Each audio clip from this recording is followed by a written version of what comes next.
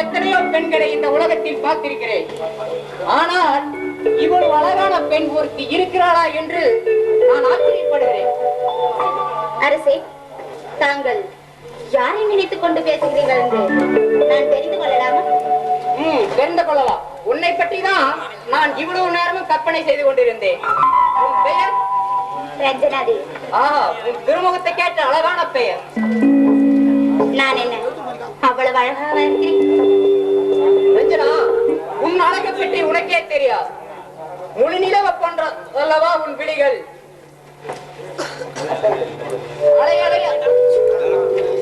அலையலையா சுண்டு கிடக்கும் உன் கருநிற கூந்தலும், அலையேறி கிடக்கும் உன் புருவத் தோற்றமும், அன்பென்னும் கூர்மை போன்றதல்லவா உன் விழிகள்.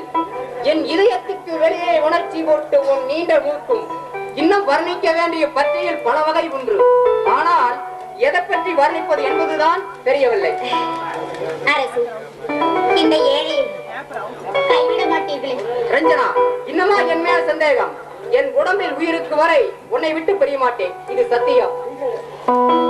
நான் இப்பொழுதுதான் மகிழ்ச்சியாக இருக்கிறேன். உன் விமர்சனத்தில் நான் முழக வேண்டும். துவங்க உன் இன்பக் கலையை.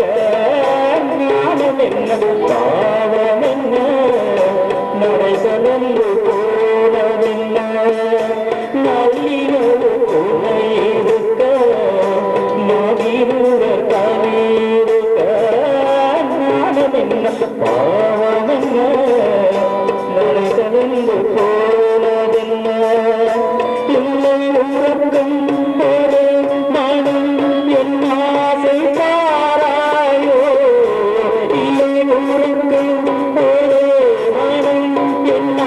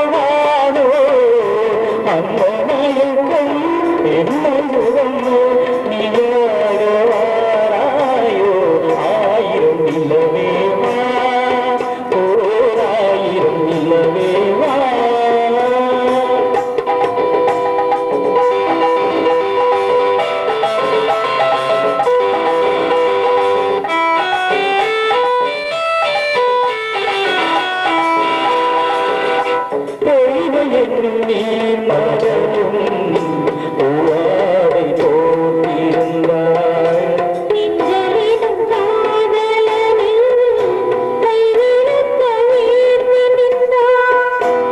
பொய்கையிலும் நீர் மறையும் பூவாடை போட்டிருந்தாய்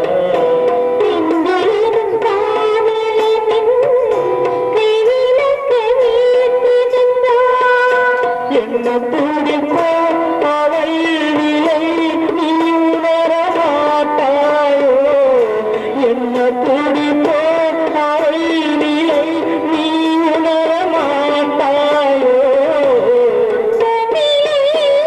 உன்னை மறப்பே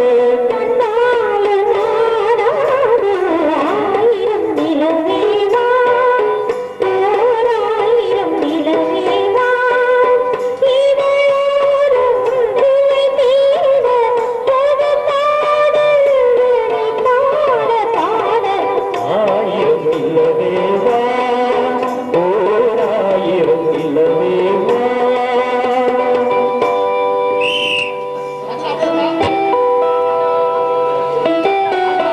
மன்னரை வைத்து விட்டோம். இனி இந்த நாடு உனக்கே சொந்தம் என்று கற்பனை செய்து கொண்டிருக்கிறாரா? ஆம், என் வயிற்றில் கரு உருவாகிறது.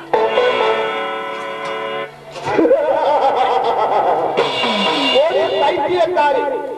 ஏற்கனவே அரசுக்கு ஒரு மகன் இருப்பது உனக்கு தெரியாதா? அவருக்கு மகன் இருப்பது என்பது எனக்கு நன்றாக தெரியும். இருந்தாலும் மன்னர் என்னுடைய இன்பவளை தத்தளித்துக் கொண்டிருக்கிறார். அதை வைத்துக் கொண்டே என் மகனுக்கு தான் முடிசூட்ட ஏற்பாடு செய்வேன். மன்னர் ஒரு காதல் வகையில் மயங்கி இதற்கு சம்மதித்தாலும் மக்கள் இதை ஏற்றுக்கொள்வார்களா? மக்கள் அது ஒரு செம்மறி கூட்டம். அதை பற்றி எனக்கு கவலை இல்லை. தெருவிலே ஆடிப்பாடி தொழில் நடத்தியவனுக்கு இந்த ராஜநகரம் இருக்கும் போது பரம்பரையாக பனைய நாட்டை ஆண்டு வந்த மன்னருக்கு ராஜநகரம் தெரியாது, மன்னரும் காவலில் இருப்பார் என்று நீ நினைக்கிறாயா? மன்னர் என் விருப்பப்படி கண்டிப்பாக என் மகனுக்கு முடிசூட்ட வேண்டும். எனக்கு மாறாக ஏதாவது நடந்தால் நிச்சயமாக உயிரோடு இருக்க மாட்டார். மன்னா, உன் கண்ண குழியும் கருமேக கூந்தலும் முற்று பற்களும் மோகன பார்வையும் என்னைய பேச ஊமையாக்கி விட்டது ரஞ்சனா. நான் மட்டும் என்ன தங்களை காணாத ஒவ்வொரு சமயமும் தரையில் பட்ட மீனை போல துடிதுடித்துக் கொண்டிருக்கிறேன். ரஞ்சனா, வானத்தை மறவாத நிலவு, மலைய நினைக்காத மேகமும், மலர நினைக்காத மனமும், உடல நினைக்காத உயிரும் இந்த மாநிலத்தில் பார்த்ததுண்டோ ரஞ்சனா? மன்னா, என்னை இன்னும் தாங்கள் குமரியாகவே நினைத்துக் கொண்டு வர்ணித்துக் கொண்டிருக்கிறீர்கள். ஆனால் இன்னும் சில நாட்களில் எனக்கு குழந்தை பிறக்கப் போகிறது. ரஞ்சனா, நம் நாட்டையாளும் வீர மைந்தர்களாக நம்மளுக்கு பிறக்க வேண்டிய நேரத்தில் நீ கவலைப்படலாமா? அதோ பார், நிலவு நம்மை அழைக்கிறது.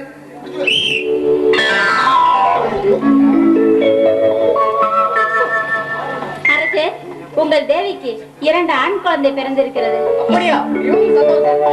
வருகிறேன் அரசே.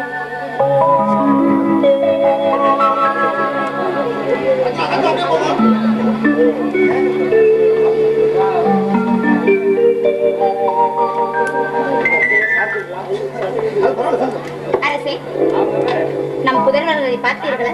பார்த்தேன் ரஞ்சனா, பார்த்தேன். மிகவும் அழகாக பிறந்திருக்கிறார்கள். தங்களை பார்த்தால் அவர்களை பார்க்க வேண்டியதே இல்லை. என்னுடைய மைந்தர்கள் அப்படித்தான் இருப்பார்கள். அதுல எந்த மாற்றமும் இருக்காதே. தங்களிடம் ஒரு வேண்டுகோள். தயவு செய்து கோபப்பட வேண்டாம். தங்கள் மைந்தர்களுக்கு இப்பொழுதே பெயர் சூட்ட வேண்டும். உன் பேச்சுக்கு எப்போது மறுப்பு கூறியிருக்கிறேனா? இப்பொழுது அவர்களுக்கு பேர் சூட்டுகிறேன். ஒருவன் பெயர் சத்தியசிம்மன், மற்றொருவன் பெயர் தேவசிம்மன். உனக்கு சம்மதம் தானே? எனக்கு பிடித்தமான பெயர். எப்போதாவது தங்களுக்கு மறுப்பு கூறியிருக்கிறேனா?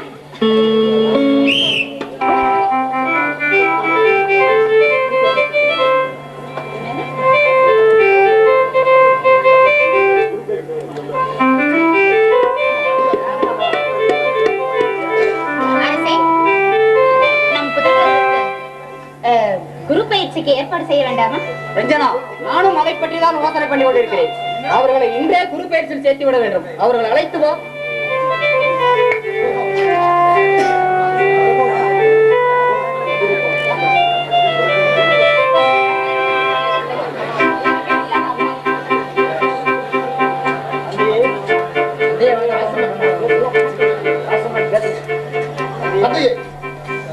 தந்தையே வணக்கம். அம்மா வணக்கம். அம்மா வணக்கம். தந்தையே வணக்கம். ராசசம்மா வணக்கம். ராசசம்மா, இன்று உங்களை குரு பயிற்சி சேர்த்த வேண்டும். உடனே தயாராகுங்கள். தந்தையே, தங்களின் ஆசீர்வாதத்தோடு குரு பயிற்சி பெற்று இந்த நாட்டை நல்ல முறையில் ஆட்சி செய்து வருவேன். சதீசம்மா, உன் விருப்பம்? அம்மா, என்னை ஆசீர்வாதிங்கள்.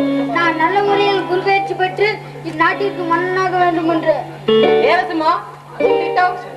தந்தையே, அண்ணன் ராஜசமனுக்கு துணையாக நானும் இந்த நாட்டை கவனிப்பேன். சரி, புறப்படுங்கள். குரு பயிற்சிக்கு நேரமாகிவிட்டது. படுத்த படுக்கையில் இறந்து விடுகிறார். மன்னர் இறந்த பிறகு ரஞ்சனா தேவி தன் மகனுக்கு சக்தி சிம்மனுக்கு தான் முடிச்சு விட்டு வேண்டும் என்று பல திட்டங்கள் தீட்டிக் கொண்டிருக்கிறார்.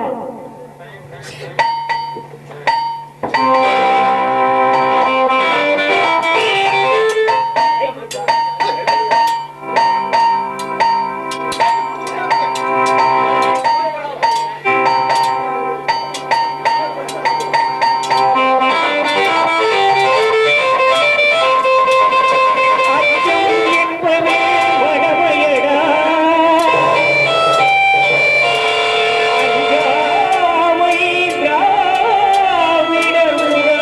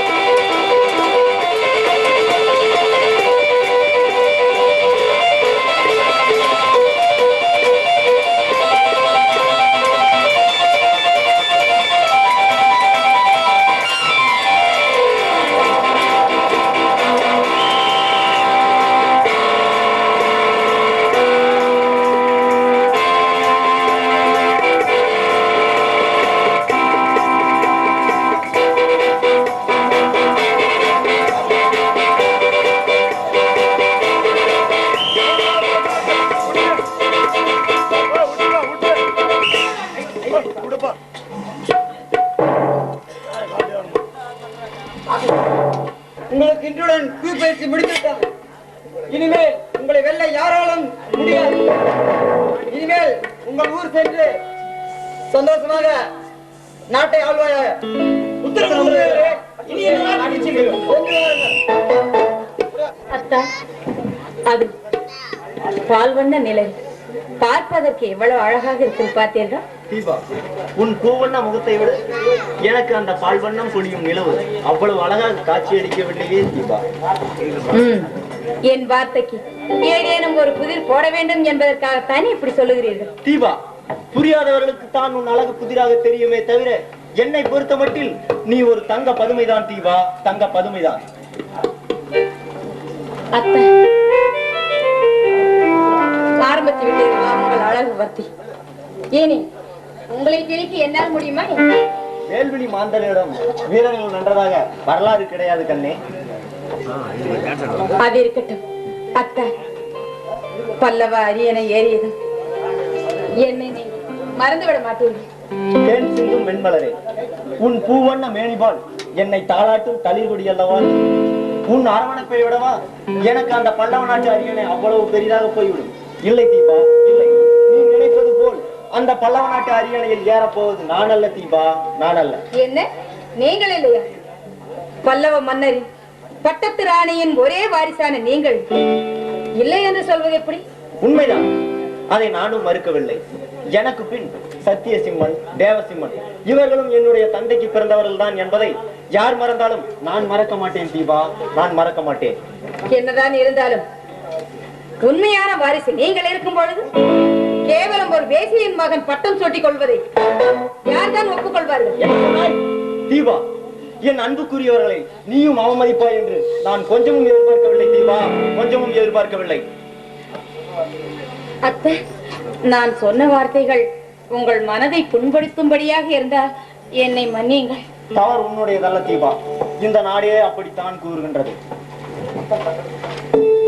ஆமா, மக்கள் மன்றத்தில் உங்களுக்குத்தான் முடிசூட்ட வேண்டும் என்று தீர்மானித்திருக்கிறதாமே. அதை இந்த ராஜசிம்மன் ஒப்புக்கொண்டால் தானே கட்டாயப்படுத்தினா என் உடைமைகளை எல்லாம் உதறி தள்ளிவிட்டு உன் பின்னால் காட்டிற்கு ஓடி வந்து விடுவேன்.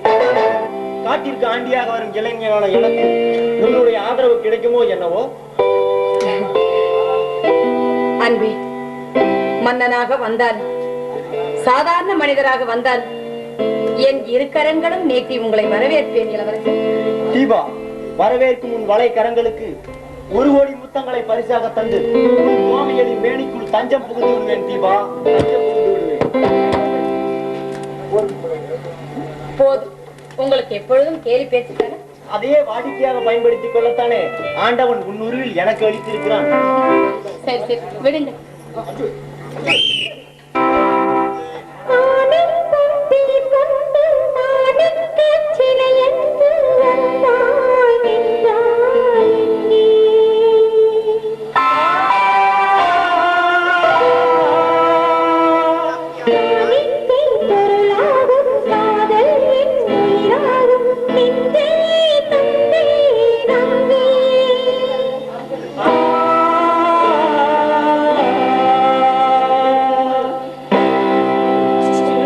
அழகிய தமிழ் மகள்